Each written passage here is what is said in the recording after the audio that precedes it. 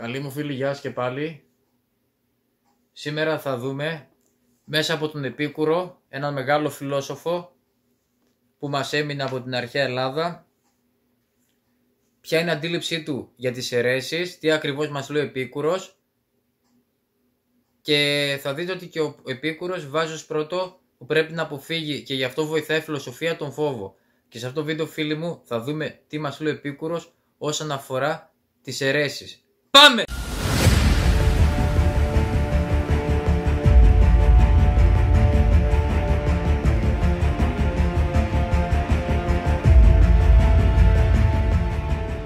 Λοιπόν, φίλοι μου, πρώτα θέλω να σας διαβάσω από τον Επίκουρο, που επισημαίνει ο Επίκουρος στο Μενικαία, του στέλνει μια επιστολή για την αναγκαιότητα που πρέπει να γίνει φιλόσοφος και του λέει το λόγο που πρέπει να γίνει φιλόσοφος. Λοιπόν, ακούστε προσεκτικά.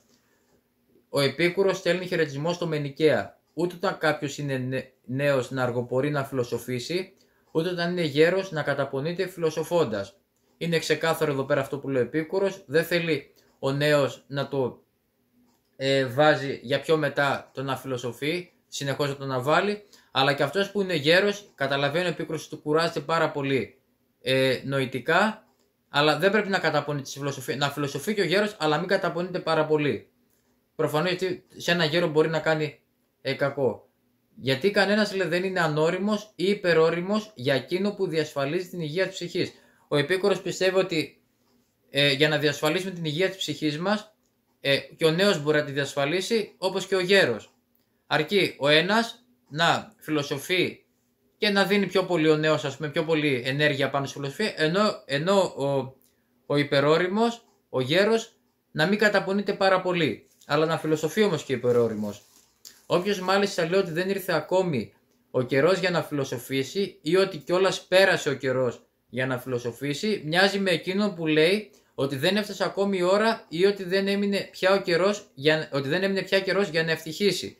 Δηλαδή, όποιος βάζει δικαιολογίες προκειμένου να μην φιλοσοφήσει, μοιάζει σαν αυτόν ο οποίος λέει ότι δεν ήρθε ακόμα η ώρα να ευτυχήσω ή πέρασε η ώρα για να ευτυχήσω, πέρασε η ευκαιρία για να ευτυχήσω.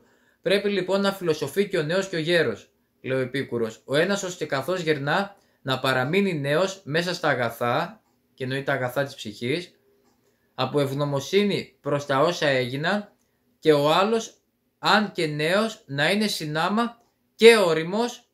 Εννοεί, εδώ πέρα όριμος δεν εννοεί ηλικιακά, όριμος εννοεί πνευματικά όριμος να είναι, με τη φιλοσοφία, γιατί εξελίσσει το πνεύμα, αυτό εννοεί εδώ, καθώς θα είναι απαλλαγμένος από το φόβο για όσα θα γίνουν. Προσέξτε εδώ πέρα, αυτό πέρα είναι που επισημαίνει ο Επίκουρος, ότι με τη φιλοσοφία διώχνουμε το φόβο. Προσέξτε, το φόβο για όσα θα γίνουν. Ο φόβος πάντα συνδέεται με την αβεβαιότητα του μέλλοντος. Όχι με την αβεβαιότητα του μέλλοντος, πάντα συνδέεται με φοβίες από γνώση που έχουμε, από γνώμη που έχουμε, να το πω πιο σωστά, για το μέλλον, για ένα πιθανό μελλοντικό σχέδιο, όπως είναι οι προφητείες των θρησκειών, που σκοπό έχουν να σπέρνουν το φόβο. Αυτό λέει ο Επίκουρος, με τη φιλοσοφία λέει νικούμε αυτούς τους φόβους του μέλλοντος, είτε εάν προέρχονται από θρησκείες, είτε αν προέρχονται από δικά μας προσωπικά βιώματα. Παράδειγμα, κάποιος έχει κάνει μια κακή πράξη, φοβάται ότι μην τον τιμωρήσουν. Φυσικά είναι ότι δεν πρέπει να κάνουμε κακές πράξεις, γιατί οι κακές πράξεις είναι που δημιουργούν το φόβο. Μήπως μας πιάσουν και τις τύψεις και όλα αυτά. Αλλά βλέπουμε ότι ο Επίκουρος εδώ λέει ότι ο κύριος γνώμονας της φιλοσοφίας είναι να διώξουμε τον φόβο. Έτσι, είναι ανάγκη για τα όσα θα γίνουν. Είναι ανάγκη συνεπώς να μεριμνούμε, λέει, για τα όσα φέρουν την ευδαιμονία. Πρέπει να μεριμνούμε για τα όσα φέρουν την ευδαιμονία, τόσο σε υλικό όσο και σε πνευματικό επίπεδο, και όχι να μην μεριμνούμε γιατί θα μας τα φέρει ο Θεός. Έτσι, να τα λέμε και αυτά. Ποτέ δεν ήρθε σε φυσιολογικούς ανθρώπους εδώ στη γη, όχι στο φανταστικό κόσμο των χριστιανών, εδώ στη γη, μάνα εξ ουρανού ή κάτι τέτοιο. Πάντα συνεργάζονται οι άνθρωποι για να κάνουν το καλό. Ακόμα και αν κάποιος άνθρωπος ευχαριστεί, και πρέπει να ευχαριστεί φυσικά τον Θεό για κάθε καλό που γίνεται στη ζωή του, άνθρωπος το φέρνει το καλό. Συνεργάζονται δηλαδή έτσι τα πράγματα, η φυσική νόμη, ώστε άνθρωπος να στο κάνει το καλό ή η φύση γενικά να στο κάνει το καλό. Φυσικά εννοείται ότι όλα αυτά είναι με την καθοδήγηση του Θεού. εννοείται αυτό το πράγμα. Αλλά για να έρθει μάνα εξ ουρανού ή τέτοια μαγικά πράγματα, εντάξει, μακριά. Αυτά είναι μόνο στη σφαίρα της φαντασίας των φανατικών θρησκευόμενων ανθρώπων. Είναι ανάγκη ναι. Γιατί όταν την έχουμε τα πάντα. Όταν έχουμε την ευδαιμονία, έχουμε τα πάντα. Και όταν μας λείπει, κάνουμε τα πάντα για να τα αποκτήσουμε. Οπότε αν δεν έχουμε ευδαιμονία, αυτό λέει ο Επίκουρος, πού να έχεις μετά όρεξη για να φιλοσοφήσεις. Αν παράδειγμα δεν έχεις καλύψει βασικές ανάγκες, έτσι κινδυνεύει η ευδαιμονία, χάνεται η ευδαιμονία. Άμα σε κόβει λόρδα και πεινάς, ή άμα δεν είσαι όπως πρέπει να είσαι, πού να φιλοσοφείς, έτσι. Αν δηλαδή έχεις άγχος στη ζωή, πού να φιλοσοφείς λόγω κακών προβλημάτων που ενδεχομένως να έχεις δημιουργήσει ο ίδιος. Είτε συνειδητά είτε ασυνείδητα, γιατί υπάρχουν και οι συνειδητές πράξεις που μας οδηγούν στο άγχος, υπάρχουν και οι ασυνείδητες που σε βάθος χρόνου μας δημιουργούν άγχος. Ένας παράδειγμα που παίζει τζόγο, σου λέει θα παίξω τζόγο, θα χαρώ ότι θα παίξω τζόγο, αλλά στο μέλλον όταν τα χάνει του προκαλούν άγχος και στεναχώρια. Λοιπόν, τα πράγματα στα οποία διάκοπα σε πρότρεπα, αυτά να πράττεις και να στοχάζεσαι θεωρώντας τα ως βασικές αρχές για μια καλή ζωή. Αυτά λέει ο Επίκουρος, έχει τη φιλοσοφία που διώχνει το φόβο και την μέριμνα για ευδαιμονία. Είναι, λέει στον Μενικαία, ότι είναι αυτά που χρειάζεται για να έχει τις βασικές αρχές για μια καλή ζωή. Λοιπόν, πάμε τώρα να δούμε τι λέει ο Επίκουρος για την ψυχή, για τον Θεό. Πάμε να δούμε τι λέει ο Επίκουρος για τον Θεό.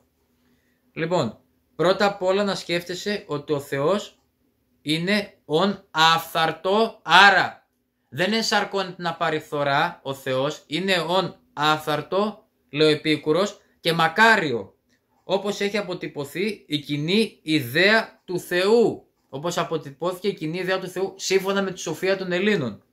Και να μην του προσάπτεις τίποτα ξένο προς την αυθαρσία του. Εδώ τώρα προσέξτε να δείτε τι εννοεί. Ούτε τίποτε ατέριαστο στη μακαριότητά του. Λοιπόν, όταν λέει τίποτα ξένο προς την αυθαρσία του, εννοεί π.χ. ένα προσώνυμο ή μια ιδιότητα που νοητικά μειώνει την αυθαρσία του. Όπως ένα προσώνυμο, ας πούμε. Γι' αυτό οι αρχαίοι, από τον τόσο σεβασμό που είχαν στο Θεό, χρησιμοποιούσαν όλο και όλο ένα προσώνυμο. Αγαθό. Λέγανε, και αυτός ο τίτλος αποδόταν μόνο στο Θεό. Αγαθός. Τίποτα άλλο. Αγαθός ο Θεός. Μπορεί να του λέγανε κι άλλα, έτσι ανώτερα, τα οποία τώρα δεν με έρχονται στο μυαλό, αλλά ποτέ δεν λέγανε κάτι, διότι είναι ένα προσώνυμα που ρίνει την αυθαρσία του. Ή τη μακαριότητά του. Ή την φήμη του, ή την τιμή του, ή όλα αυτά. Έτσι, ή την αξία του. Επομένως, πρέπει να είμαστε πολύ προσεκτικοί όταν προσφωνούμε για τον Θεό με κάποιο άλλο όνομα πλην Θεός και αγαθός. Αυτά τα δύο είναι τα πιο ασφαλή προσωνύμια που μπορούμε να δώσουμε στο Θεό. Οτιδήποτε άλλο δείχνει ασέβεια προς Θεούς, αν δεν είμαστε σίγουροι που μπορεί νοητικά να μειώσει την αυθαρσία του ή τη μακαριότητά του. Λοιπόν, απέναντίας να πιστεύεις, λέγει αυτόν, κάθε τι ικανό, αυτό είναι τώρα που σας έχω πει, το λέει πιο κάτω, κάθε τι ικανό να διαφυλάξει τη μακαριότητά του που είναι συνυφασμένη με την αυθαρσία του. Αυτό είναι που σας έχω πει τώρα, το λέει εδώ πέρα. Βέβαια οι θεοί υπάρχουν, εδώ τώρα βλέπετε πως ξεχωρίζει ο μονοθεϊσμός των Ελλήνων. Ενώ πριν μας μιλάει για το Θεό, για το υπέρτατο, και τώρα μας λέει οι θεοί υπάρχουν. Εννοεί ότι οι θεοί, οι κατώτεροι δηλαδή θεοί από τον υπέρτατο Θεό, τα αγγελικά όντα, όπως τα λέει η βίβλος, ή γενικότερα οι δαίμονες, όπως λέγονται στην αρχαία ελληνική γραμματεία, που είναι οι θεϊκές οντότητες, οι δαίμονες, είναι κάτω από την αρχή του Θεού. Υπάρχουν. Είναι υπό της αρχής του Θεού. Διότι η γνώση τους είναι εναργής. Διότι η γνώση τους δεν είναι τόσο τέλεια όσο είναι του Θεού. Έχουν βέβαια γνώση, όταν λέει γνώση εννοεί αποδεδειγμένες θεωρίες, αποδεδειγμένες ιδέες. Αυτές όλες λέγονται γνώσεις. Η γνώμη είναι αυτό που δεν είναι αποδεδειγμένο, ή η θεωρία ή η ιδέα. Αλλά όταν λέμε γνώση στην αρχαία ελληνική γραμματεία, εννοούμε κάτι το αποδεδειγμένα, ότι είναι κάτι αποδεδειγμένο ότι έτσι είναι. Αυτό είναι η γνώση, να το ξέρετε. Η γνώση τους είναι εκ του γνωρίζω, να το γνωρίζετε. Και αυτό είναι εκ του γνωρίζω, είναι γνώση. Όταν κάτι το γνωρίζει σημαίνει ότι έτσι είναι. Δεν είναι όμως τέτοιοι που πιστεύουν οι πολλοί. Δεν είναι όμως, λέει, οι θεοί τέτοιοι που πιστεύουν οι πολλοί. Οι πολλοί, κοιτάξτε να δείτε πώς εδώ πέρα προτρέπει ο φιλόσοφος τον κόσμο να φύγει από τη μαζοποίηση. Προσέξτε εδώ πέρα να δείτε. Γιατί και εγώ έφυγα από τη βίβλο. Βλέπετε ότι ο άνθρωπος πρέπει συνεχώς να εξελίσσεται. Τώρα εδώ θα κάνω ένα πρόλογο και μετά προχωρήσω στον Επίκουρο. Δεν μπορεί να μένει στάσιμος κάπου. Δεν υπάρχει το τέλειο στη γη για να μένει στάσιμος κάπου. Πόσο μάλλον σε ένα βιβλίο. Για να καταλάβετε τώρα τι θέλω να πω. Ξεκίνησα από τη φιλοσοφία. Με έπιασε τα δίχτυα της μια θρησκεία. Έτσι, η Ορθοδοξία. Κάποια στιγμή βλέπω ότι δεν με καλύπτει πια η Ορθοδοξία στην εξέλιξή μου. Δεν εξελίσσω με άλλο. Αφήνω την Ορθοδοξία, πιάνω τη βίβλο.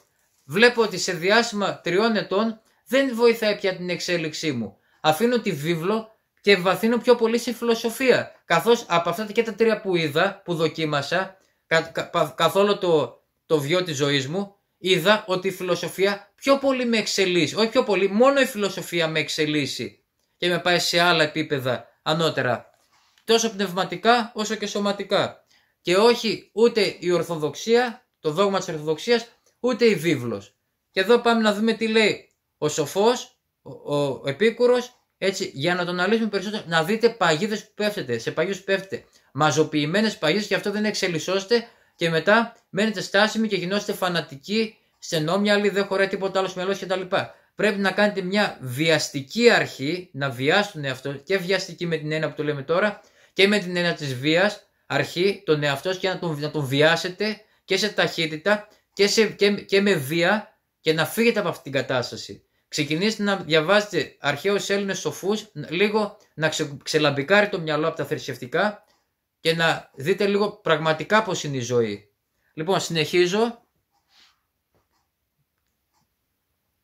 Που είχα μείνει. Οι θεοί, διότι τέτοιοι πιστεύουν πολύ. Γιατί αυτοί δεν τους διατηρούν στο νου όπως τους συλλαμβάνουν αρχικά. Οι πολλοί λέει, γιατί αυτοί δεν τους διατηρούν στο νου τους όπως συλλαμβάνουν αρχικά. Οι πολλοί συνεχώς μεταβάλλεται, σου λέει μέσα σου. Ασεβής μάλιστα δεν είναι εκείνος που αρνείται τους θεούς των πολλών. Ασεβής δεν είναι εκείνος ο οποίος αρνείται τους θεούς ή τον Θεό των πολλών. Των πολλών, σε αυτό που πιστεύουν οι πολλοί. Αν κάπου δηλαδή σου λέει, γιατί η έννοια του Θεού δεν έχει σε εμάς προσωποποίηση. Αυτό δηλαδή προσωποιούν το Θεό είναι λάθος. Στο δόγμα, ας πούμε, της Ορθοδοξίας και γενικότερα στη βιβλία είναι μεγάλο λάθος προσωποιούν το Θεό. Ο Θεός δεν προσωποποιείται στη γη. Ποιοι είμαστε εμείς να τον προσωποποιήσουμε? Το αγαθό, το άφθαρτο, το μακάριο. Κατευθείαν με αυτό που κάνουμε δείχνουμε ασέβεια προς το Θεό. Αυτό εδώ πέρα εννοεί ο Επίκουρος και γι' αυτό αρνείται τους θεούς των πολλών. Γιατί οι πολλοί πέφτουν σε σφάλματα απέναντι στο Θεό και όπως το βλέπουμε σήμερα να γίνεται. Πέφτουν σε σφάλματα. Όπως και στη βίβλο πέσαν σε σφάλματα και στο Ορθόδοξο δόγμα και σε όλες τις θρησκευτικές παραφιάδες έχουν πέσει σε σφάλματα όσον αφορά την αντίληψη προς το Θείο, προς το Θεό. Ασεβής μάλιστα δεν είναι εκείνος που αρνείται τους θεούς των πολλών. Προσέξτε εδώ πέρα μας λέει ότι δεν δείχνουμε ασέβεια αν αρνούμαστε τους θεούς των πολλών. Εγώ, κατά τον Επίκουρο, δεν είμαι ασεβής προς τον Θεό που έφυγα από τη βίβλο. Γιατί και η βίβλος έχει γίνει μια μαζοποίηση. Για να καταλάβετε λίγο τι θέλει να πει εδώ ο Επίκουρος. Ο Επίκουρος θέλει ο κάθε άνθρωπος να χαράζει, να παίρνει τα βασικά, τη βασική γνώση που υπάρχει διαθέσιμη από οπουδήποτε και να χαράζει το δικό του ξεχωριστό δρόμο. Ο κάθε άνθρωπος πρέπει να χαράζει το δικό του ξεχωριστό δρόμο. Αυτό έκανα και εγώ. Αυτό κάνω και εγώ. Αυτό λέει και ο Επίκουρος. Χαράζω το δικό μου ξεχωριστό δρόμο. Παίρνω τις ιδέες της βίβλου, ό,τι έχει να μου προσφέρει, των φιλοσόφων και όλα αυτά, αλλά πρέπει να χαράξω το δικό μου ξεχωριστό δρόμο. Αν και στο δικό μου ξεχωριστό δρόμο βρεθούν πάλι 10-20 που συμφωνούν και είναι να μαζοποιηθεί η κατάσταση, πρέπει εγώ να εξελιχθώ κι άλλο. Και αυτοί πρέπει να εξελιχθούν με τη σειρά τους κι άλλο. Γιατί, σαν μια πυραμίδα που γινόμαστε πολλοί, αλλά όλοι έχουμε τον κοινό σκοπό. Να φτάσουμε, έτσι, να πλησιάσουμε το αγαθό. Αυτός είναι ο σκοπός μας. Αλλά όχι μέσω μαζοποίησης. Μέσω μαζοποίησης δεν γίνεται. Γιατί είναι όπως τα στάσιμα νερά. Δεν μπορεί ο άνθρωπος να μένει στάσιμο. Τα στάσιμα νερά χαλάνε και βρωμάνε τα στάσιμα νερά. Ενώ το τρεχούμενο νερό δεν βρωμάει. Καταλάβατε. Οι θρησκείες αυτό το σκοπό έχουν. Να σας λένε ότι εμείς εδώ πέρα τα έχουμε πει τέλεια. Πρέπει να μείνετε στάσιμοι εδώ στη θρησκεία. Να μην εξελιχθείτε άλλο. Και αυτή είναι η χειρότερη καταστροφή του νου που μπορεί να συμβεί σε έναν άνθρωπο. Αυτό το κλειστό.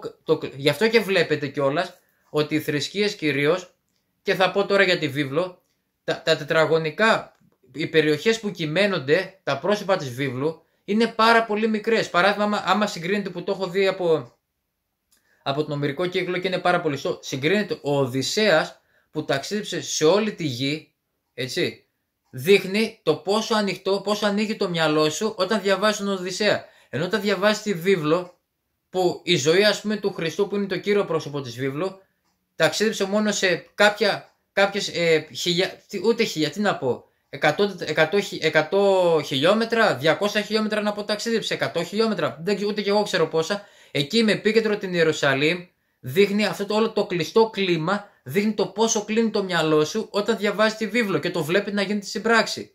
Που ο κόσμος διαβάζει τη βίβλο και το μυαλό του κλείνει αντί να ανοίγει. Και το βλέπετε, δεν έχω τίποτα άλλο πέρα από τη βίβλο, γιατί έχουν κλειστό μυαλό. Λοιπόν, και πάμε να συνεχίσουμε. Αλλά λέει, ασεβής μάλιστα δεν είναι εκείνος, λέει, που αρνείται τους θεούς των πολλών, αλλά αυτός που αποδίδει στους θεούς τις δοξασίες των πολλών. Αυτός που αποδίδει στους θεούς τις δοξασίες των πολλών, δηλαδή ό,τι κάνουν οι πολλοί με τον τρόπο που λατρεύουν, που αποδίδουν, γιατί δεν μιλάει, συγγνώμη, μπερδεύτηκα με τη λέξη, η ελληνική φιλοσοφία δεν έχει μέσα την έννοια της λατρείας πουθενά. Δεν λατρεύει η ελληνική φιλοσοφία. Αποδίδει δοξασίες και τιμές. Τίποτα άλλο. Δεν λατρεύει, γιατί και η λατρεία λέγεται δουλεία. Εκ του λάτρου, ψάξτε να δείτε. Και λέει ότι αυτοί οι οποίοι αποδίδουν στους θεούς τις δοξασίες που κάνουν οι πολλοί, είτε λέγονται προσευχές, είτε λέγονται θυμιάματα, είτε λέγονται οτιδήποτε άλλο, είτε λέγονται ακόμα και για μέσα στη βίβλο, θείες κοινωνίες και τέτοια τα πάντα, όλα αυτά, λέει, είναι ασέβεια προς τον Θεό, λέει ο Επίκουρος. Ό,τι κάνεις που το κάνουν οι πολλοί, γιατί ο Θεός, εδώ πέρα από ό,τι καταλαβαίνει το Επίκουρος, έχει νοήσει το τι ζητάει ο Θεός από τους ανθρώπους. Ο Θεός έχει δώσει στον άνθρωπο την ελεύθερη βούληση. Σας το εξηγήσω τώρα εγώ εν ολίγης. Έχει δώσει στον άνθρωπο την ελεύθερη βούληση. Από την ελεύθερη βούληση πηγάζουν στον άνθρωπο να ακολουθήσει και να επιλέξει εκατοντάδες, μη σας πω χιλιάδες, εκατομμύριους διαφορετικούς δρόμους προς τη ζωή. Ο Θεός θα ξεχωρίσει αυτούς που θα ξεχωρίσουν από το πλήθος. Αυτούς θα ξεχωρίσει και ο Θεός. Γι' αυτό οι φιλόσοφοι βλέπετε ότι το καθένας τραβάει το δικό του δρόμο. Μαζεύει 10, 20, 30, 50, 100 μαθητές, δεν ξέρω πώς, αλλά και αυτοί παίρνουν τα βασικά από τη φιλοσοφία και ο καθένας τους κοιτάει να χαράξει διαφορετικό δρόμο προς την αρετή, προς την τελειοποίηση, ως προς να πλησιάσουν το αγαθό. Δεν λέω να γίνουν αγαθοί, γιατί και αυτό δείχνει ασέβεια προς το Θεό. Όταν λες κάποιον αγαθό, δείχνεις ασέβεια προς το Θεό. Κατευθείαν υποβιβάζεις το Θεό στα μέτρα ενός ανθρώπου. Και γι' αυτό βλέπετε ότι και η βίβλος ακόμα που το έχει πάρει, ο Χριστός τον είχε πει κάποιος αγαθέ διδάσκαλε, και το λέει τι με αποκαλείς αγαθό, δεν υπάρχει άλλος αγαθός παρά μόνο ο Θεός. Το είχε κλέψει από τον Ερμή τον Τρισμέγιστο. Πρώτος Ερμής ο Τρισμέγιστος μίλησε για αυτό το πράγμα, ότι είναι ασέβεια προς το Θεό να λέμε κάποιον άλλον αγαθό. Οποιονδήποτε άλλο το λέμε αγαθό. Και επειδή ο Χριστός ξέρει ότι δεν είναι Θεός, γι' αυτό και δεν δέχεται να το αποκαλέσουν αγαθό. Έτσι. Είναι ερμητική θεολογία αυτή, να το ξέρετε. Και πάμε τώρα και παρακάτω. Διότι γνώμες των πολλών για τους θεούς, και όταν λέει για τους θεούς εννοεί και για τον Θεό και για τους πολλούς. Αναλόγως με την εποχή που όταν πιστεύουμε σε έναν Θεό, όταν πιστεύουμε σε πολλούς θεούς. Τώρα, επειδή είμαστε μονοθεϊστές και καλά, αν και δεν είμαστε μονοθεϊστές, δεν είναι μονοθεϊστές οι Έλληνες, είναι τριθεϊστές, να το πω πιο σωστά. Πιστεύουν σε τρεις θεούς. Πατήρ, Υιό και Άγιο Πνεύμα. Άλλοι πιστεύουν ότι είναι αυτοκόλλητοι αυτοί οι τρεις θεοί, τα τρία σε ένα, άλλοι πιστεύουν ότι είναι ξεχωριστοί θεοί, αλλά είναι τριθεϊστές. Οπότε, πάλι, αν το σκεφτούμε και πάλι λογικά, ο Επίκουρος πάλι πέφτει μέσα. Οι γνώμες των πολλών για τους θεούς δεν είναι προλήψεις, αλλά ψευδείς αντιλήψεις, σύμφωνα με τις οποίες οι θεοί στέλνουν και τις συμφορές και τα ωφελήματα. Προσέξτε, εδώ πέρα ο Επίκουρος τολμάει και βάζει υπογραφή και λέει ότι οι γνώμες, δεν μιλάει για γνώση, για γνώμες, δηλαδή μη αποδεδειγμένη γνώση των πολλών για τους θεούς δεν είναι προλήψεις, δηλαδή δεν είναι κάτι το οποίο περιέχει γνώση, η οποία γνώση σε οδηγεί σου να προλάβεις τα κακά που θα γίνουν στη ζωή σου και να ταιριάξει η ζωή σου, με λίγα λόγια, προς το καλό, προς το αγαθό, αλλά λέει ότι θα είναι ψευδείς αντιλήψεις, θα είναι ψευδή αντιλαμβανόμενα πράγματα, σύμφωνα με τις οποίες οι θεοί ή ο Θεός, έτσι, αντίστοιχα σου λέει τι πιστεύεις, εγώ το προσθέτω ο Θεός, είναι αναλόγως, αλλά έχουμε δει πιο πάνω ότι ξεχωρίζει ο Επίκουρος την παρουσία του ενός υπέρ του Θεού, αλλά σου λέει ότι κάτω από αυτόν υπάρχουν οι θεοί οι οποίοι υπηρετούν τον Θεό και αυτοί είναι που φέρνουν, που κάνουν τα πράγματα, που λειτουργούν, που κάνουν όλες τις λειτουργίες, ας πούμε, σύμφωνα με τη γνώμη του Θεού. Σύμφωνα με το θέλημα του Θεού, να το πω πιο σωστά. Και με τη γνώμη, ναι. Οι συμφορές αλλά και τα ωφελήματα. Και έτσι ανάλογα δίνουν σε αυτούς που πιστεύουν τα σωστά και δεν δείχνουν ασέβεια προς το Θεό, σου λέει στέλνουν τα ωφελήματα, και σε αυτούς οι οποίοι έχουν τις γνώμες των πολλών, οι οποίες είναι ψευδές αντιλήψεις, σου λέει στέλνουν τις συμφορές. Οι άνθρωποι, καθώς είναι εξοικειωμένοι διαρκώς με τις δικές τους αρετές, εδώ πέρα τώρα μιλάει για τους ανθρώπους, τους φιλόσοφους, που είναι εξοικειωμένοι διαρκώς με τις δικές τους αρετές. Αποδέχονται τους ομοίους τους και θεωρούν ξένο κάθε τι διαφορετικό. Αυτοί αποδέχονται τους ομοίους τους και θεωρούν ξένο κάθε τι διαφορετικό. Οι ενάρετοι δηλαδή άνθρωποι. Και τώρα περνάει σε άλλο θέμα, στο νόημα του θανάτου, το οποίο θα το κάνουμε σε επόμενο βίντεο. Δεν θέλω να τα κάνω τα βίντεο πολύ μεγάλα. Αν σας άρεσε αυτό το βίντεο, να μου αφήσετε από κάτω σχόλιο και σας άρεσε η φιλοσοφία που καλλιεργεί το πνεύμα και το πώς θα μάθουμε για τον αληθινό Θεό και πώς θα αποκτήσουμε τις βάσεις για να μπορούμε να δεχτούμε και να κατανοήσουμε τον αληθινό Θεό, και όχι μόνο, και για πολλά άλλα θέματα και για ενέργειες και για το πώς ενεργούμε στη ζωή μας ώστε να έχουμε ευημερία, ειρήνη και γενικά ευμάρεια, ευδαιμονία και όλα αυτά. Λοιπόν, αν σας άρεσε, αφήστε από κάτω ένα σχόλιο για να ξέρω και να συνεχίσω και με άλλο τέτοιου είδους βίντεο φιλοσοφικού περιεχομένου. Βέβαια θα κάνω 1-2 ακόμα που υπολείπονται ακόμη, που δείχνουν πάλι τους λόγους στους οποίους εγκαταλείπω πλέον τη βίβλο. Την έχω εγκαταλείψει ολοκληρωτικά, γιατί δεν με εξελίσσει, δεν με οικοδομεί η βίβλος πλέον, και έτσι πρέπει να είναι ο κάθε άνθρωπος. Πρέπει να χαράζει μόνος του ένα δικό του ξεχωριστό δρόμο, και να είναι σίγουρο ότι εάν βαδίσει σε φιλοσοφικές βάσεις με σεβασμό πάντα προς το Θεό, θα χαράξει ένα πολύ καλό δρόμο και θα μείνετε στην όχι των ανθρώπων, γιατί σήμερα οι άνθρωποι δεν ξέρουν να ξεχωρίζουν, δεν ξέρουν να ξεχωρίζουν ξεχωριστές προσωπικότητες. Ο Θεός όμως ξέρει να ξεχωρίζει προσωπικότητες, και μπορεί να μην μείνετε στην ιστορία όπως παλιά που εκτιμούσαν οι άνθρωποι, οι αρχαίοι Έλληνες, αλλά θα μείνετε στην αιωνιότητα. Αυτά, φίλοι μου, σε αυτό το βίντεο. Να είστε πάντα καλά. Σας χαιρετώ.